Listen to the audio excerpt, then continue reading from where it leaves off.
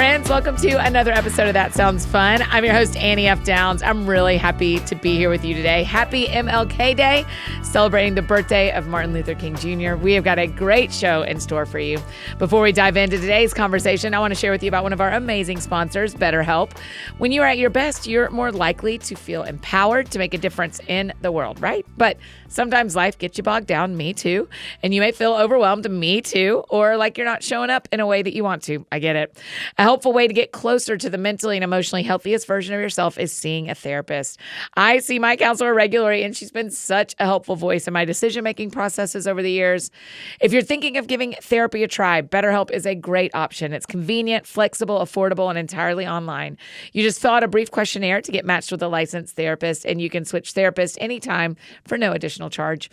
If you want to live a more empowered life, therapy can get you there. Visit BetterHelp.com/thatsoundsfun today to get 10% off your first month.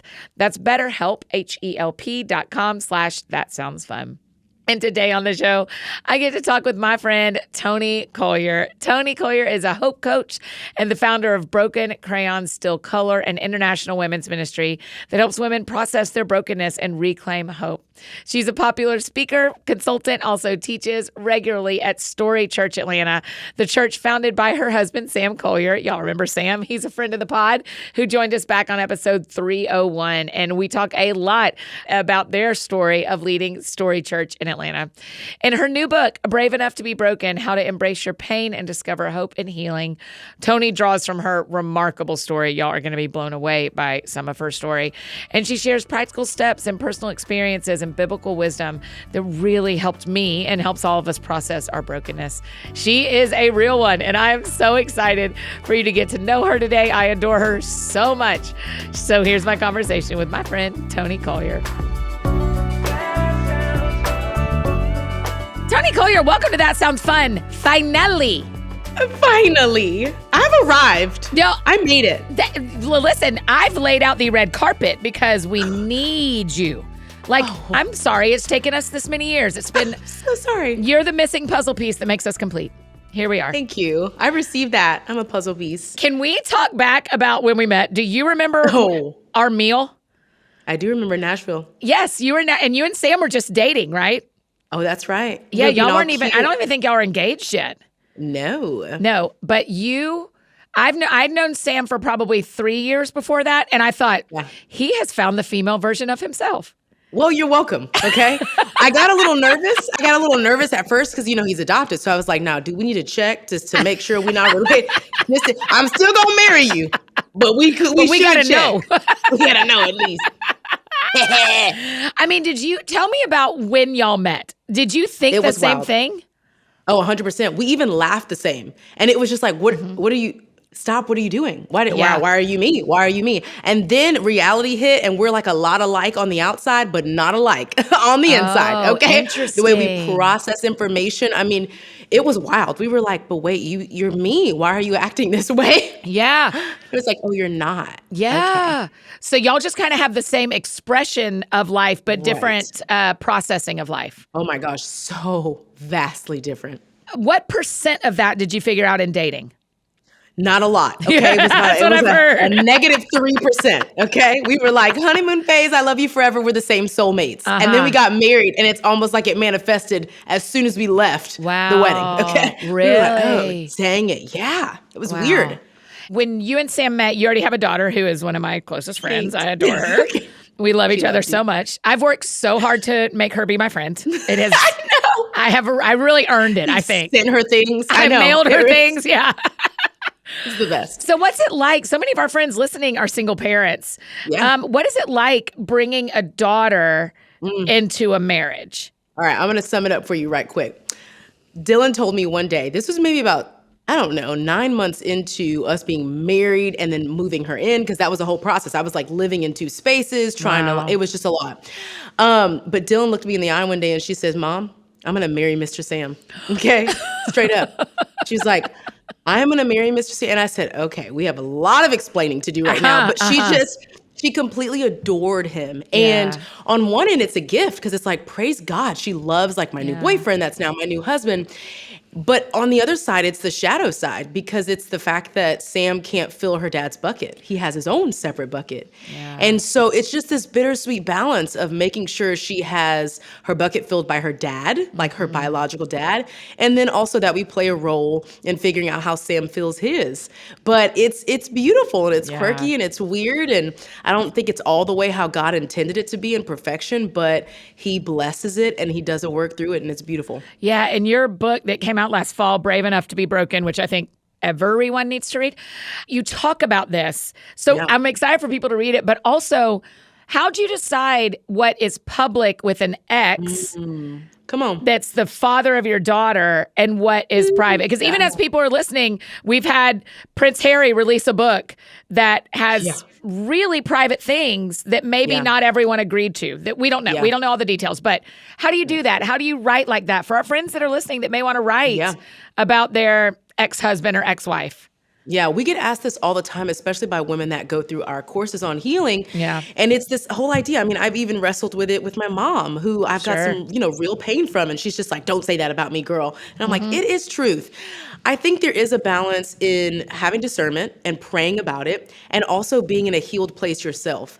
The way that I used to talk about my ex before I got healing and went to counseling, oh my goodness. I mean, it was ratchet. It was borderline hatred, hate speech, like defamation of character type thing. When I myself, honestly. Earned or not earned, right? Sometimes it's earned. It is, okay? Well, it came from a really bitter, broken place. When I pressed into the healing and said, man, this was really painful, but I'm going to look it in the eye and say, you don't have any control over my life anymore, pain. I'm going to find hope from this.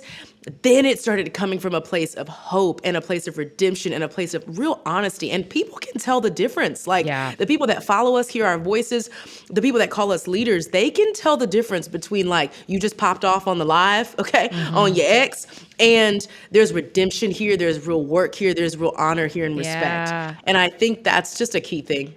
I think it's so important. I found this in my writing too, that if you write to be healed, that should be your journal.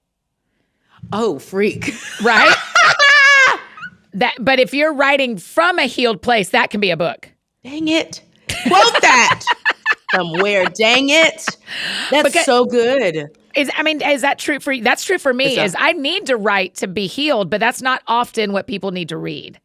Ooh, child. It's so good. And it's literally, I'm in this season right now writing my second book, and I've had to go back to my publisher, back to my agent and say, hey, remember that one time I said I was going to write about this? Well, I can't, because I'm not all the way healed from it. Wow. And it's not that I haven't arrived, because we never arrived, but there's a place that we know it. There's a hope-filled place that doesn't say, like, I'm so healed from this, I'm all perfect. It says, I've been on a healing journey enough to come from a hopeful place. Yes. And I've had to, like, literally take back a whole book that I was writing. Wow. How many words had you done?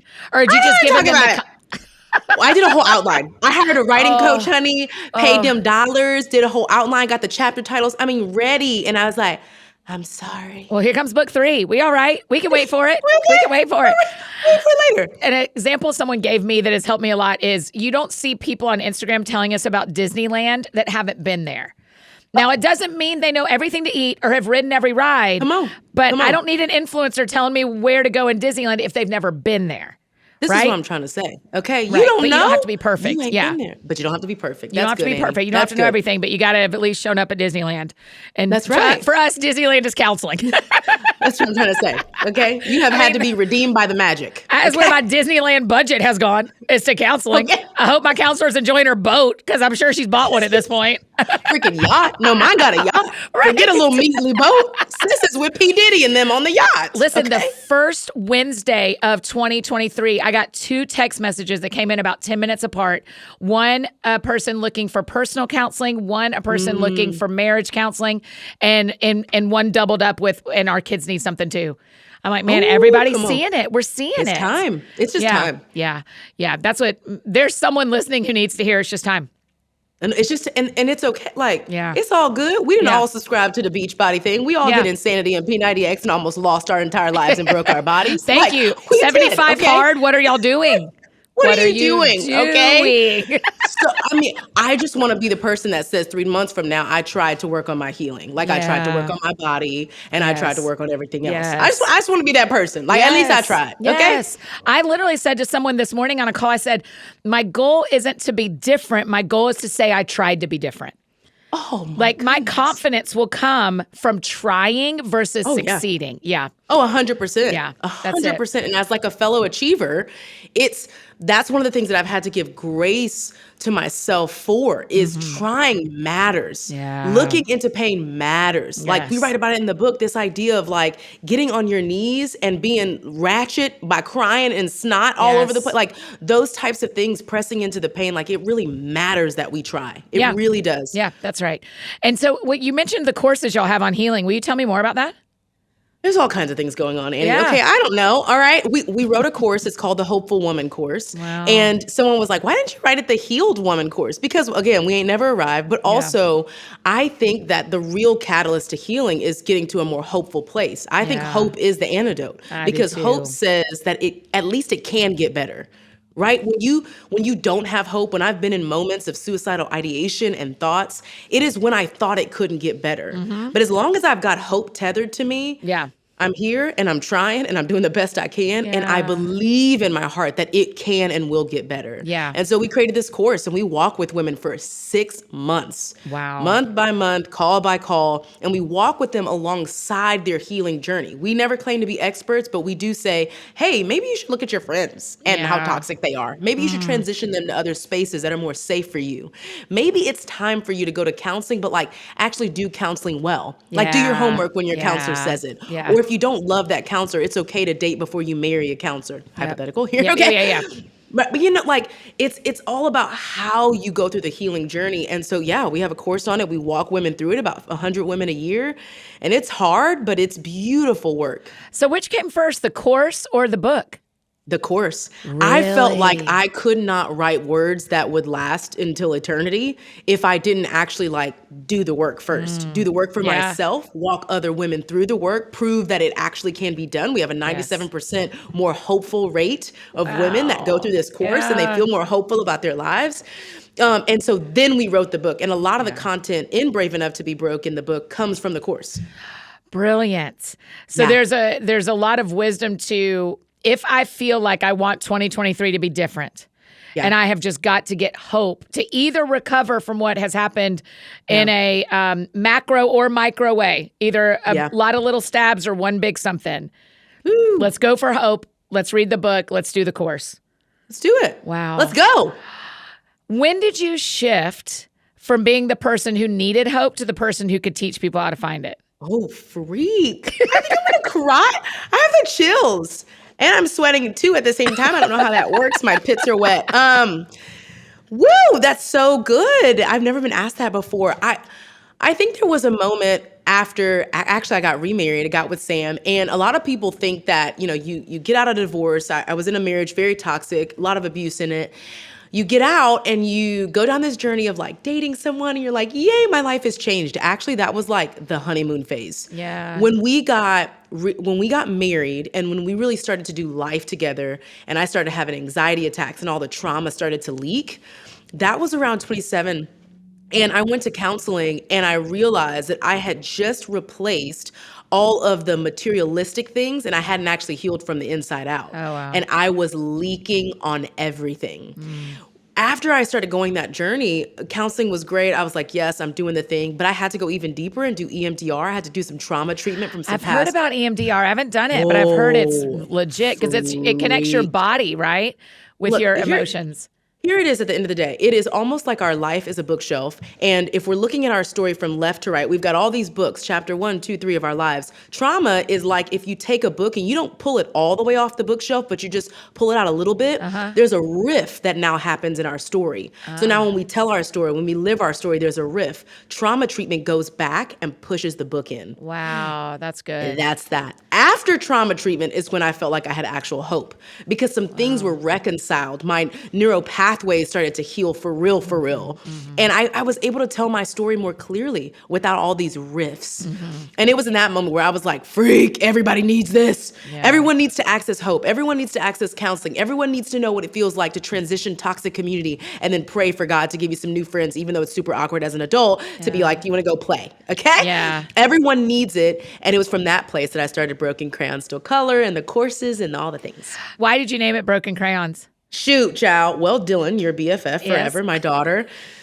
One day, sis was just coloring 64 box of crayons. I gave her the whole thing. She broke them all. She did a little mirage of sorts on the wall. And it was also that night that I was pleading with God because I was a single mom and I didn't know what my future held. I knew it wasn't church anymore because I was like, them suckers ain't gonna take me back. I'm divorced. Like, it's crazy. And it was that night I was praying to God and I literally was scrolling on Instagreasy and I saw a little graphic that says Broken Crayons Still Color. And I'm like, oh my gosh, like what a God wink. Like my kid broke all these crayons. She's still coloring. God's looking at me saying, girl, are you crazy? Like I do my best work in the broken places. And so that's why I named it that. And so in that, Sam comes along, never married, right? Nope, never married. And I was like, unless there's something I don't know. Yeah. Surprise. Surprise. And so what does it feel like to marry someone who's never been married? To bring this trauma and these bookshelves that are different than the books that are pulled out on his bookshelf. They're not. Did you have to reconcile that a little bit with yourself? My first counseling session, okay, and my first counseling run, I call them, because we have different runs in counseling when you have like a lot of trauma like me in my past. And so my first run was all around insecurity. Wow. And I read this book, Beth Moore's called So Long Insecurity, You're a Bad Friend to Us. It's no joke, that book. Oh, it's spicy. It's spicy. And we realized in my counseling session that one of my most insecure hotspots was my marriage, my new marriage. Because you've got this guy who's like in ministry. He knows Annie F. Downs. He's like living his best life, you know? He has no kids. He's like, I mean, like unblemished in my mind. And what had happened was not only had I become super insecure, I also placed him in the savior space. And a lot of divorced women do that. We find a new person and they become our saviors. And it really crushed Sam because no one should be our idol except for God. And so that had happened and we had to process through that, rest his little soul, poor thing. Lord, I don't even know how he's still here, Sam, poor thing. It was just hard. He was just like, why can't I go on a trip for 2 days? And I was like, because you're abandoning me. He's like, okay, all right. Wow. But there was a process there. There was healing there. There was honestly forgiveness that had to be there, even for him. And it sucked, but we're better now. It's so healing to hear people talk about this because on the other side, listening to us are men and women who've never been married, are men and women who are married and are living amongst singles and divorced friends. And there are men and women who are divorced who are wondering, I mean, a couple of things that divorced people have to think about, and I am thinking about as a person in our age bracket that's not married, is what Jesus says about divorce. Yeah. So what did you do with that? Woo. Listen to me. That was such a hard one. I grew up Catholic. Yeah. So divorce in itself was like, it's going to be a no. Like you ride this freaking thing out. But I also grew up with a mom who had been in an abusive marriage and had taken her son out, escaped, and went to a safe place and remarried my dad. Got it. So not only did I believe that God had grace and even mercy for me, but I saw it already. Yeah. I saw the fruit of what it looks like for my mom to literally flee a state and go to a different state and God to bring my dad into his life and me be the product of the very thing that I'm going through. Yes. So you can't tell me, honey, okay? Right. Otherwise, because I've lived it and I've seen it and I'm a product of it. And the truth is, I have saved at least one person. Let me just say that. Yeah. Somebody's going to heaven because of what I've done. I would not be on this earth if my mom didn't marry my dad, didn't get remarried for the second time. Come on. Like God brings light to everything. Yes. He brings light to everything, even when we make the wrong mistake. And so I think the question that we should be asking is not like, what's wrong? What's right? It's what can God redeem when it's wrong? Oh, what can God redeem? Yeah. What can he actually redeem in our lives? Because trust me, I be thinking about twerking all the time and getting drunk and sliding down the pole. Okay. Now, I don't think I should do that. Right. But if I ever did, and I have in the past, I know that God can redeem it because I've lived it. Yeah. What can God redeem in our lives? That's what we should be asking, you know? Yes. And how can we be part of redemption stories? Yes. Yes. Not condemnation stories, okay? Oh, say that. Redemption stories. Yes. That's what I want to be a That's part it. of. Yeah, absolutely. Hey friends, just interrupting this conversation real quick to share about one of our amazing partners, Rocket Money. Are you looking to manage your budget better and save money this year? The answer is yes for all of us. Rocket Money is here for you. It used to be called Truebill, so you may know it as that, but Rocket Money is a personal finance app that finds and cancels your unwanted subscriptions and monitors your spending, helps you lower your bills all in one place. Over 80% of people have subscriptions they have forgotten about, you guys. 80% of us. That probably means you, and it for sure means me. Like that streaming service you bought to watch just one show or a free trial that you never even used. Rocket Money will quickly and easily identify your subscriptions for you and then make canceling as simple as the click of a button. So you can stop paying for the ones that you don't want. They will cancel for you, which is awesome. You don't have to deal with long hold times with customer service or all the emailing back and forth. Over 3 million people have used Rocket Money, saving an average person up to $720 a year, you guys. Well, I know I have subscriptions that I've let slide and I've forgotten about, and that's mortifying to me, y'all, especially if we can average person's getting $720 a year. If you're with me on that, let Rocket Money come to your rescue too. Stop throwing away your money, you guys. No more. There's too much fun to be had with all those extra savings. So cancel unwanted subscriptions and manage your expenses the easy way by going to rocketmoney.com/thatsoundsfun. That's rocketmoney.com/thatsoundsfun. rocketmoney.com/thatsoundsfun.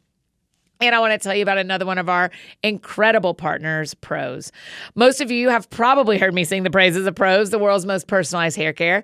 Switching to a custom routine from Prose was one of the best things I've done for my hair, and the results I'm seeing just keep getting better. My hair is shinier and thicker and more manageable than it's ever been, and I credit my Prose shampoo and conditioner. They created a unique formula from my answers to their in-depth hair quiz. Y'all know we love a quiz around here, and that's how I got started, and that's how you can too. Join the over 1 million people who've gotten consultations on everything from the climate where you live, the issues you have with your hair type and texture, your eating habits. They analyze 85 personal factors and then handpick clean ingredients to get you closer to your hair goals with every wash. My favorite feature is Prose's Review and Refine tool, which lets me tweak my formulas for any reason in case I change up my address or my hair color or even my diet. As a carbon neutral certified B Corp, Prose is an industry leader in clean and responsible beauty. All their ingredients are sustainably sourced, ethically gathered, and cruelty-free. They're also the first custom beauty brand to go carbon neutral, which I love. If you're not 100% positive Prose is the best hair care you've had, they will take the products back, no questions asked. Prose is the healthy hair regimen with your name all over it. So take your free in-depth hair consultation and get 15% off your first order today. Go to prose.com/thatsoundsfun. That's prose.com/thatsoundsfun for your free in-depth hair consultation and 15% off. And remember, all the links to our sponsors, to our newsletter, the AFD Week in Review, our book of the month, the transcript of the show, and more are available in our show notes. So be sure to check those out. Just trying to make things a little easier for you where we can.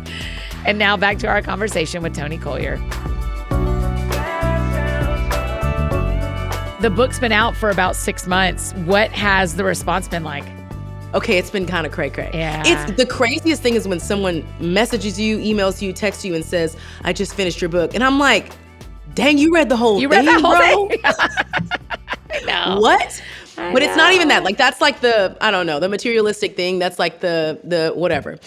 What actually is amazing, what makes me cry, is when people say, "I just read your book and I'm ready to heal now." Yes. What Yes. in the world? You mean to tell me that women out there in the world, and there's even been men that have read the book, are now going to be a more whole version, a more healed Yeah. version of themselves because of what I was willing to disclose, because it's a lot of my business, Yes. all my business. Oh, literally. But also it then transfers to look at what God did. Yeah. Look at what God did, that somebody was sitting on their couch during Christmas and they saw an ad from Yes. HarperCollins Publishing, and it was my book, and they got it and they read it, and now the generations will be changed because Yeah, of it. that's Oh right. man. That's it. I mean, that and what people are looking for is, I want to read a book written by someone like me, and you tick off so many boxes. You've been single, So many. you've been married, you've been divorced, you're a mom, you're a woman, you're a black I've woman. been twerking. I mean, been you have a we all have a past. You have a past. I've been doing You're married drugs. to a pastor. I mean, you've got like You check off so many boxes. I know. And so I know. that's what I think is amazing is that you had this option to say, I am all these things that I don't want anyone to know, or I am all these things that I wonder if you would say me too. And so in our friendship, you've done that for me, but you've just been really generous publicly with this is all of who I am that is appropriate to share. And so I love that. There's not a question there. It's just how I feel about you. I just love it. And so you're writing books. You've got the courses. You're raising a daughter and a son. I mean, I almost could cry right now. He's so cute. It blows me away. Yeah. It blows me away. I don't want to do anything. I don't want to leave the house ever. Yes. I just want to look at him in the face all day. I want to watch him sleep, Annie. How old is he now? Okay. How many He's months? 6 months. Oh my He's gosh. 6 months. So the book and the he's a baby big were born boy. like minutes apart. Listen to what I'm saying to you. There's a few mistakes that I've made in this world. All right. Smoking weed was one of them. I mean, so many things. Sure. But birthing a baby and a book baby at the same time, top of the list right now. Top of the list. Things we don't recommend. And there's only one you can really control. Move that book. As they say, move that book. Why didn't I move the book? Why didn't I move the book? I ask myself that question all the time. Yes. Praise God for his grace. His grace. It was tough. It was super tough. Yeah. What's Sam like as a dad? I mean, he was dadding Dylan, but now he's got Sam Jr. Here's the thing. First, Sam is very timid. Let me just say that. He did not hold him for the first 24 hours. He was like, he is fragile. He's like, let me just get my bearings. Literally, Sam can't stare at Sammy for more than, I would say, about 45 seconds before he starts to tear up. I believe it. It is like, it's beautiful. Yeah. He's, Sam's adopted. My husband's adopted. The redemption story through that is crazy and wild. Yeah. And I think now the redemption story through like looking at your flesh and blood, a relative of yours. Oh, it's really magical. It's really, really beautiful. It's and so cool. He's so perfectly, I mean, y'all both are, but he's so perfectly placed. And as an adopted son, he knows how to be a stepdad. Yes. And as an adopted son, he has the gift of having a blood relative and his son. And Sammy. Get out of here. Sammy! That's so fun. It's the best. Because meanwhile, the other part people should know is you're having a baby, you're birthing a book, and you are pastoring a Hillsong church that you very suddenly have to remove from Hillsong and replant. Listen, dude, that was a roller coaster. It was a quick ride, let me tell you that, but a roller coaster nonetheless that we had to get off of. It was crazy. As you know, we were with North Point for 7 years under Andy Stanley. We felt the call to plant a church, and Andy Stanley was just like, I think you guys want to plant a different type of church than a North Point church. Like, I think it's just different. So Andy hopped on our board, helped out all the things. They've been so supportive in everything, even the transitions. And so we started praying, God, we don't want to like just plant a church out of the blue. We want to like do it underneath a covering. We want a covering, okay? Because we crazy. Well, we go to all these different people, and Brad Lomenick says, you should try Hillsong, to set up a meeting. We're like, okay, great. We set up a meeting. We meet some people. We're like, yes, this is amazing. They announce us in October of 2020, which is a crazy year already. And 6 days later, Scandal comes out. We say, okay, what just happened? Yes. And it was devastating for so many reasons, because we had only experienced a beautiful relationship, a beautiful ministry in Hillsong. Yeah. And so we're just like newcomers. And the truth is, you can't build something new with baggage. Especially baggage that's not yours. Wow. And so we had to transition out, and it just sucked. I mean, it tore us up. We were like, we found a family. We have people. Yay. Yeah. And that's just kind of how God wrote that story. He wrote it to launch his Hillsong. And what's crazy is our first initial idea was Story Church. Yeah. And we brought Story Church to Hillsong, and we're like, hey, we just kind of want to be like a affiliate church. Like we want to call it Story Church. We ended up calling it Hillsong Atlanta, and now we're back to Story Church. Story Church. I know. And Sam's been running a Greater Story ministry and podcast. For years and years and years and years. And that is the thing, is you're like, man, the Lord has been telling one story this whole time. Yeah. And now y'all are running Story Church in Atlanta. And I mean, Christmas Eve was massive. Y'all had so many people there. So many people there, so many children. It's just crazy. It's crazy because some people would look at our story and be like, no, wait, did you guys miss God? And trust me, there's been many times where we have like prayed like, Lord, what happened? Was it not Hillsong? Was it our own fault? And the truth is, like, we just would not have written this story any other way. Yeah. Sam's leadership, what he's done, what it means to build a church, number one, during COVID, to build a church that you didn't have to detach from a massive brand and then rename and relaunch, and for it to be healthy and thriving. Like, that says something about Sam's leadership. It says something about his willingness and vulnerability to be healthy, to have leaders in place that are doing such a great job, and for it to be growing and it'd be thick up in there. Where are It'd be y'all thick meeting like a now? club. I know. Are y'all the Woodruff Art Center? Oh, wow. Oh, it's beautiful. Yes. It's stunning. It's crazy. Yeah. Everything's crazy. Sam was on when the church launched and on the show, and originally when it launched with Hillsong, and y'all were meeting at the Opera Club, right? We were meeting at the club. Listen, it was a disco I used ball to over love that place when I lived in Atlanta. I smoked weed. I smoked weed in Club Opera. And then I preached like 5 years later from the same stage. I was like, this is redemption. Yeah, what did it feel like? Freaking amazing. And I remember wild. getting up. I got up in front of the whole congregation. I said, I just want you to know, in that cabana over there, your girl was rolling up, licking a blunt, and smoking weed. Yeah. And look at what God has done. Yeah. Like, what? Yeah. Come on. Those are the best stories. Are you preaching at Story Church as well? I actually am preaching this Sunday, which when this comes out will be yesterday. So yeah, I get to preach. It's awesome. Yeah. Talk to me a little bit about preparing for sermons. Is it different when you're teaching at home than when you're traveling and teaching other places? Oh, 100%. Here's the vain thing. It's like, well, you can't do the same message. No. Tell you that much, not to the same community. Yeah. But also, I just got my seminary degree in biblical and theological studies from Denver. And first of all, I'm so glad I did that. I did it retroactively. So I was already working in ministry, but Andy, one of our mentors, Andy Stanley, was like, go deep, not wide. Yep. And what I loved about it is that when you write a message for a community that you steward, there's just a depth. There's an intimacy about it that it's just like no other. Yeah. I mean, you're coming in warm. People know you. They love you. They're friends with you. You know about their kids. You know about the miracles needed in the audience. Mm-hmm. And you just preach differently. And you know that with Crosspoint. Like, you just preach differently to the people who you know deeply. So I love it. It's awesome. I love it too. And one of my favorite things is a large amount of Crosspoint does not know my job. And they just think, does she work here at Crosspoint? I'm like, no, I'm just on the teaching. But I'll tell this story so quick. But when I went to Israel with some Crosspoint friends in October, one of the guys comes up to me maybe on day 3 and he's like, how do you know my Aunt Pam? And I was like, I have no idea how I know. And he said, she just texted me and said, you're on a trip with me. How do you know her? And I was like, how do you know Auntie Pam? I said, Scott, do you know my job?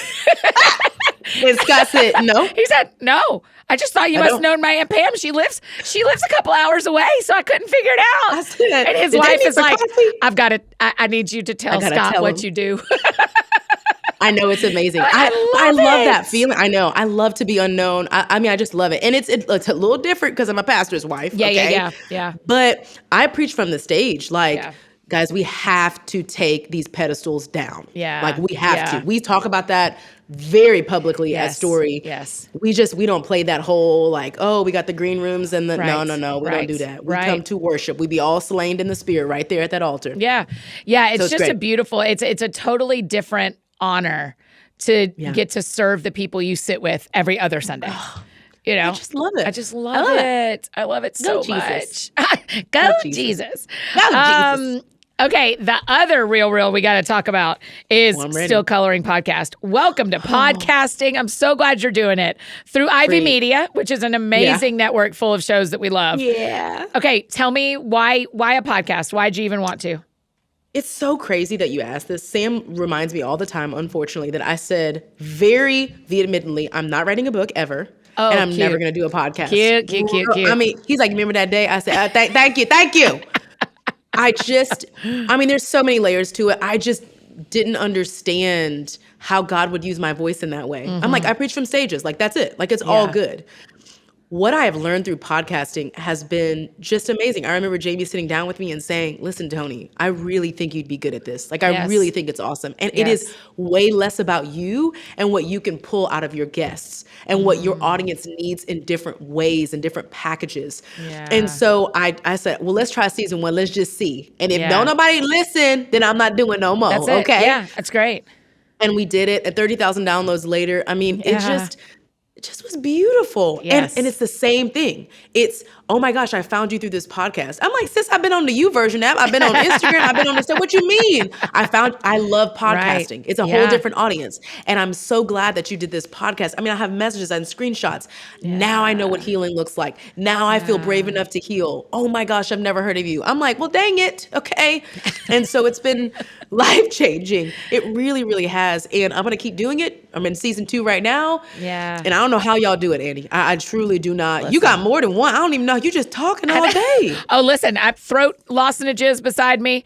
We had a moment this morning where I was like, I don't know how we're going to do this, you guys. Jeez. But I mean, it's hard. You and I Kudos both, to you. For a lot of our work, just like an athlete, we actually have to treat our voices like the muscle that we have to keep 100%. trained. Yeah. All the time. And that means sometimes I have to be quiet, and I don't like that. Well, sometimes on tour, it's really funny because on tour, people that are out with me will be like, you have to get in your bunk and stop talking. Yeah. I mean, there was one time where everyone stopped talking and they were like, we aren't saying anything else until you leave. I was like, my FOMO is raging. And the tour manager said, we told you could stay if you would stop talking, and you wouldn't. So now you have to leave. You have to go.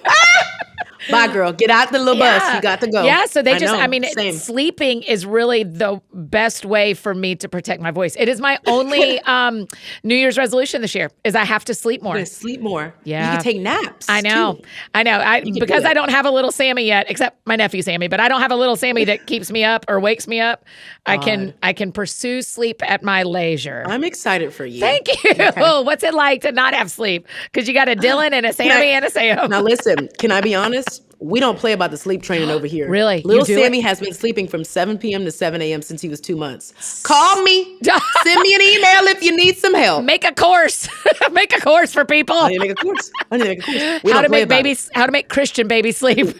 That's right. That's right. Holy. Jesus loves me. I forgot to ask you what Dylan thinks of little Sammy.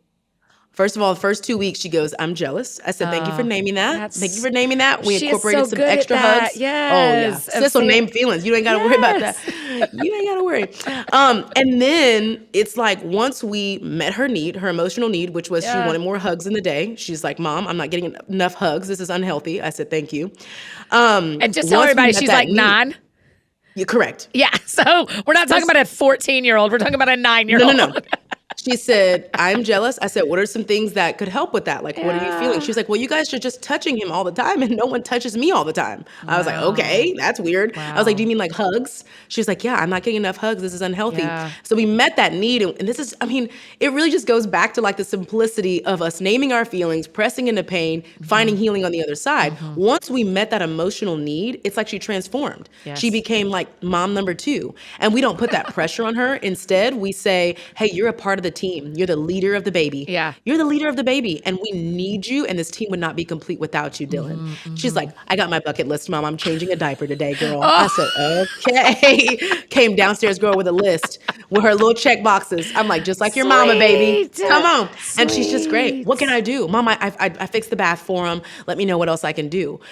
She feels empowered because her emotions are met. And it's just beautiful. And it's really interesting that she expressed an emotional need that had a physical meeting of it. Attachment to it. That is, I know. My doctor this summer, when I went through all these like, I'm going through this and my body's doing this. And she says, it sounds like you need to be held. I said, don't. Ma'am. Is that a medicine? I don't know. Is that some sort of, is that a pill? Is it called Heldophrin? Yeah. What are you saying? Yeah. You need to be held. Yes. And so I've been thinking a lot about, especially our friends who aren't married currently or who are in marriages that are not physically connecting. Like there is a loss when someone is not 100%. Hugging you and touching you. And it's an interesting thing. So for her to say hugs is the same thing my doctor's telling me at 42 that Dylan's identifying in herself at 9. God help us. Thank you, Lord. Wild. Thank you, Daddy God, for revelation. Right. For teaching us what we don't know anytime. Don't. If you can't teach me at 9, teach me at 42. That's what I say. That's what I say. Hey friends, just taking a quick break from this conversation to tell you about another one of our amazing partners, ButcherBox. Are you like me and kind of have like certain foods and dishes that signal different seasons? I mean, I know we have all our traditional holiday food, but are there like soups or stews that help you feel cozy in the winter, and salads or grilling adventures that tell you summer has arrived? Either way, ButcherBox is always in season. They'll bring delicious, high-quality meat and seafood right to your door. ButcherBox takes the guesswork out of finding high-quality meat and seafood that you can trust by delivering 100% grass-fed beef, free-range organic chicken, and pork that's raised crate-free and wild-caught seafood right to you. It's all humanely raised, no antibiotics or added hormones. They offer free shipping for the continental U.S. and no surprise fees, and you can choose from a variety of box plan options. Let them curate it for you or have it customized and change your plan whenever you want. With ButcherBox, you can enjoy a range of high-quality cuts that are hard to come by at the grocery store at an amazing value. You get exclusive member deals so you can save big on your favorite cuts, and the website is an actual treasure trove of recipe inspiration. There are guides and tips and hacks that you can cook up mouth-watering meals. Is there anything better in the winter than a big pot of beef stew with like potatoes and carrots and green beans? ButcherBox steak tips cut into cubes is your perfect starting point. And I'll tell you, I just grilled like 10 chicken thighs from ButcherBox and separated them into baggies that are all a serving size so that when I need chicken for my salad, it is already there. It's already been awesome. So get the New Year bundle for free, plus $10 off when you sign up today. That's a 14-ounce pork tenderloin, 2 pounds of ground turkey, and 4 top sirloin steaks free in your first box.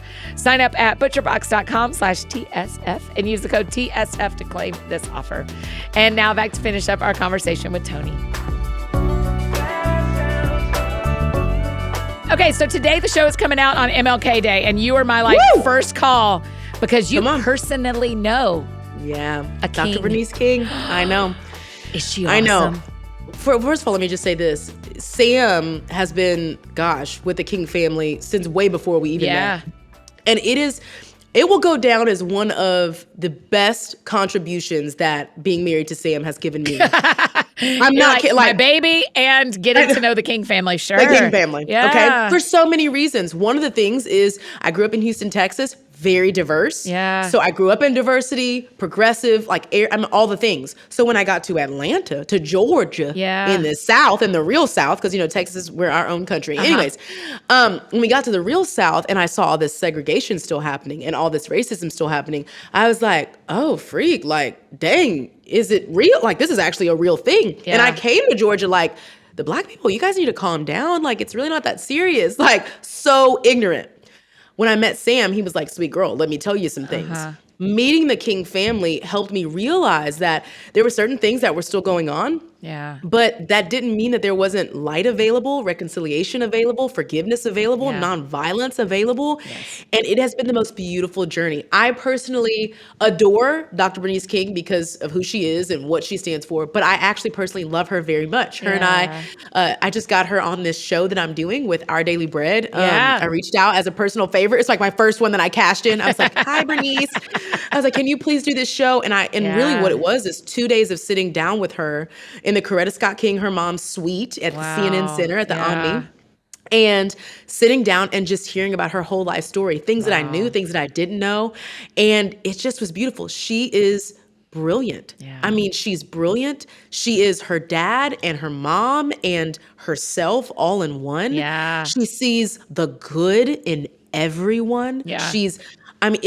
It's crazy. And it's beautiful because, when you really think about who Dr. Bernice is, you're talking about a little girl that, I can see her in her coat. Yeah, I can see in her little bitty pea coat. Yes.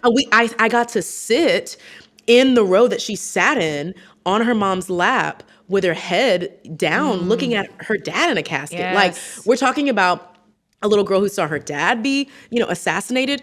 Her grandmother in the church playing the organ, her sister. All of these people. That's how the grandmother was killed, in the church playing the organ? In the church that they had the funeral services for her dad. No. Right. Yes. My gosh. Yes. And still we have this incredible leader who says there is good. I could cry. Yeah. I could cry. They're still good. Yeah. They're still good. The moral arc of it leans towards justice. There's still light. There's still reconciliation to come. And that's what you need to know about Dr. Bernice King. Yeah. Literally. It's beautiful. I just think she is probably one of my favorite Twitter follows because she doesn't play around, but she's also very kind. Yeah. Yes. I just think she's amazing. So what does it look like today for us to observe Martin Luther King Jr. Day well? It's a day off from work. Yeah. So I'm not at work. But other than that, what does it look like to observe this holiday well? Well, I think it's to observe what it is. It's observation is not about us just like sitting back and being okay with like a day off. Observation is us doing our work to be educated, to be aware, to lean into hard conversations. I think what it looks like simply, let's just do a little baby step, is to get curious. Yeah. Right? It's to ask questions. And I don't say that as an African-American woman that's like, do your work. I say that as an African-American woman who was once ignorant, and had to do the work herself. Sam gave me this huge book. It's called Freedom. When we first started dating, he was like, I need you to read this whole thing. Wow. And it's timelines and it's beautiful. And I've taken my own personal tours of the Martin Luther King Jr. Center and the historical museum that they have that's now a national park. Yeah. Like, it's just about getting curious. Yeah. I think it's our awareness that breeds compassion. It's just knowing, right? Like just being aware that, this is really hard for people. This is really hard for institutions. This is really hard for an entire race. This is really hard for an entire gender. Yeah. Like just being aware. I think the best way that we can observe is just to be curious. Read a book. Read a book. Listen to a podcast on it. Yeah. A little blog or something. That's right. Just be aware. That's Little right. blog. Go to a little blog or something, okay? Yeah, our mutual friend Tasha Morrison, Be the Bridge. Be the Bridge. Listening to one episode of Be the Bridge podcast today. Listen to one episode. That's okay. And what a great way. Yeah. What a great way to spend when you're out walking or skiing or whatever you're doing on your day off from work.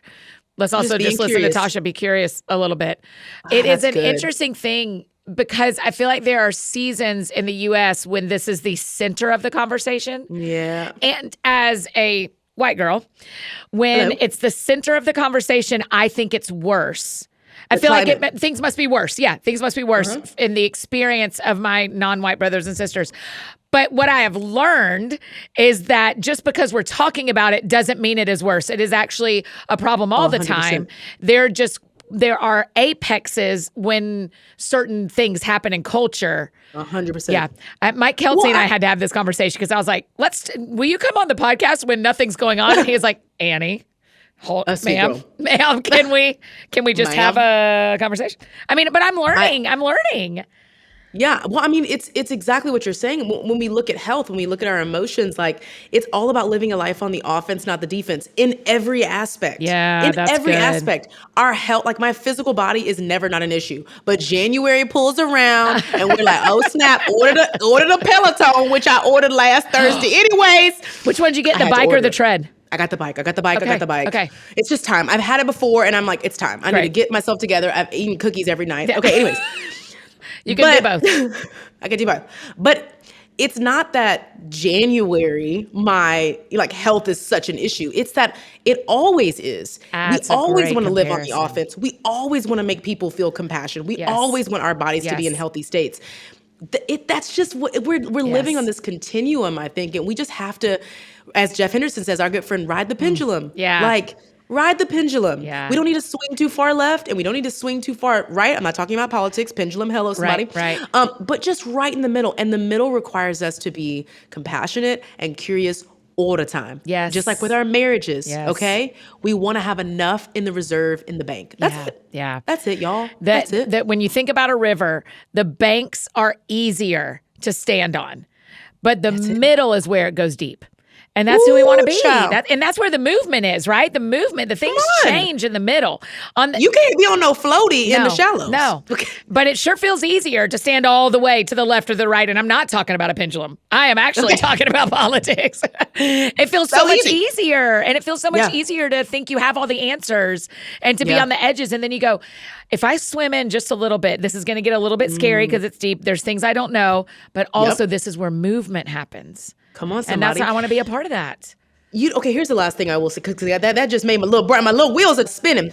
The other thing that's really important, I think, when things aren't so heated and the climate of, racial reconciliation and racial tensions aren't so high, is to have people in your life already. So we have a very diverse friend group, and that is intentional. We prayed for that. We prayed for diversity in all the different ways, from relationship status to skin color, all the things. Yeah.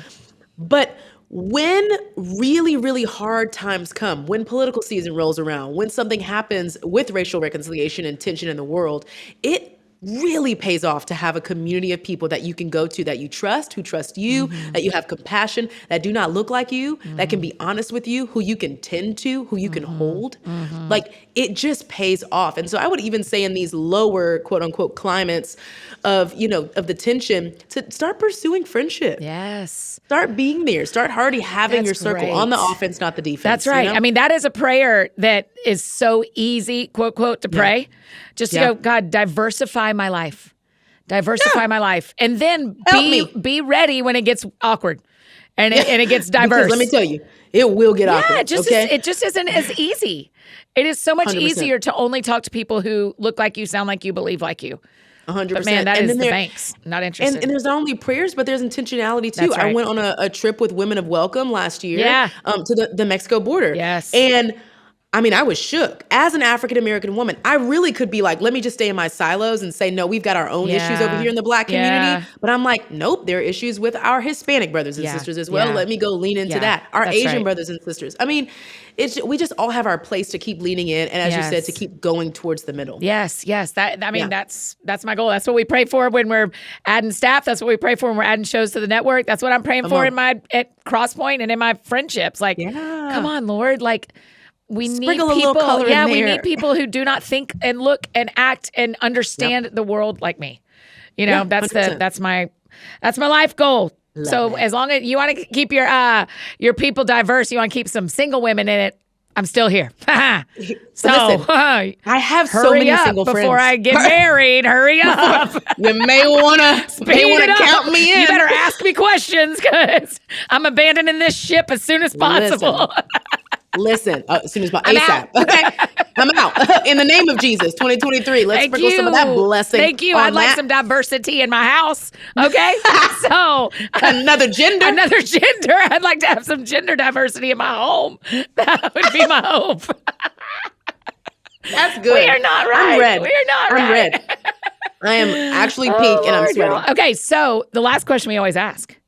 Because the show is called That Sounds Fun. Toni Collier, what sounds fun to you? Ooh, I like to eat. Oh, girl. Listen to me. I know, that's our friendship. I believe that I am worshiping the Lord unto food. I mean, it is, listen to me. When I have a good meal, I thank the Lord more than I probably thanked him for my kids. If we're just going to be 100%, we're just going to be. Okay? Well, that burger doesn't talk back, and Dylan has got some. Sis, listen. I don't even want to go. That's we need to do a parenting podcast, because Lord, sis has really pushed some buttons over here. Anyways, I love trying new food. Yeah. Like, I have a good eats list. I said if ministry doesn't work out, because I know I'm about like 2 old fashions and a skinny dip away from losing it all. Like, if I get canceled or anything like that, like, I'm going to be a food vlogger. And I just want you to know that. The podcast is changing. Yes. All right, it's going to go from still coloring to still eating. Yes. Okay? Yes. Like, sis is gone. Okay? Yeah. I love new foods. Anything? Will you try anything? Oh, I will try anything. Okay. But also, this is like another layer of the fun. I love when people reach out to me and say, hey, girl, I'm going to Colorado. Hey, girl, I'm going to Chicago. Like, do you have a list? And I give them a list, and they go to it, and they're like, oh, I have the chills. It makes me so happy. It makes me so happy. Yes. That's how I feel when people come to Nashville and they eat at Lady Bird Taco and they send me pictures. I'm always like, bless. This means that this is the best evangelist I am, is for Lady Bird Taco. 100%. And guess what? I'm coming to Nashville in a couple weeks, and I will try it. Yes. And I'll go with you. I'll text Why are you coming? Why am I coming? Oh, Better Together? We are. Oh, good. Okay.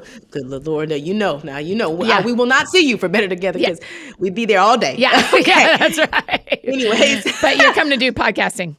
I'm coming to do podcasting. Now, if I have a window, I'm Lady Bird Taco. Where are y'all recording?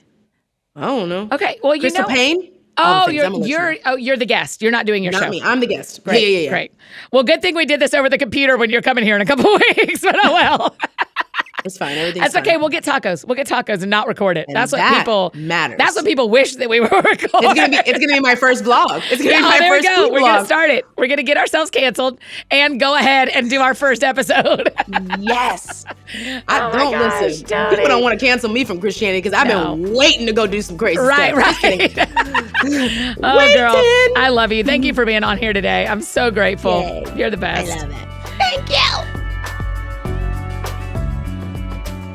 Oh, friends, don't you love her? Isn't she the best? She is so the right guest for us today, any day. Truly, she is a blast. I mean, can you tell? Can you just tell that we cannot be controlled? The volume level goes up when Toni and I are in the same place. I just love her. Hey, be sure to grab your copy of Brave Enough to Be Broken and follow her on social media so you can tell her thanks so much for being on the show. So, okay, we heard what sounds fun to Toni, and this year we are getting to hear what sounds fun to you, our listening friends. So here's what sounds fun to one of our friends who listens just like you. Okay, Kendra, because the show is called That Sounds Fun, tell me what sounds fun to you. Hi, Annie. I am Kendra from San Diego. And what sounds fun to me is a reunion weekend with girlfriends. My husband is active duty military.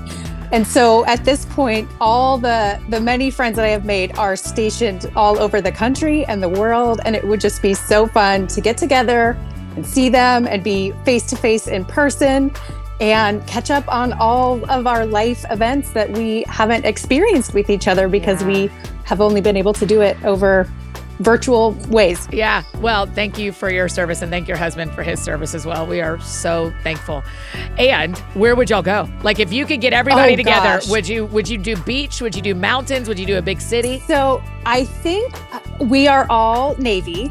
Most of us are Navy spouses. Our husbands are in the Navy. So I think we're often near the water. Yes. So I think it would be fun. I think it would be fun to go somewhere to the mountains and just, somewhere that's quiet and cozy and that we can just be together without a lot of the outside noise that we usually are around with our families and our husbands' careers and things like that. Yes, that is a very good answer. And the mountains with the girlfriends, it's the best.